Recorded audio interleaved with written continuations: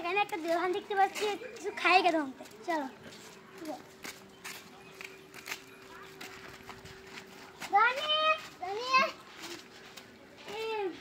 কুরকুরে দেন তো।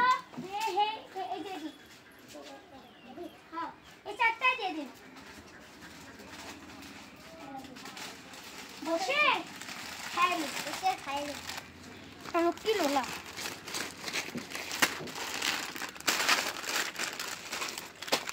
আমি দুটা খাই, তুমি তিনটা, আমি তিনটা খাই।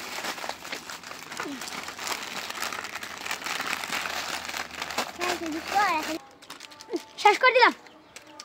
ওখান খাইছি তো ভাই, দেখাটা এই ছেলে দিব, ঠিক আছে? আমি যাই।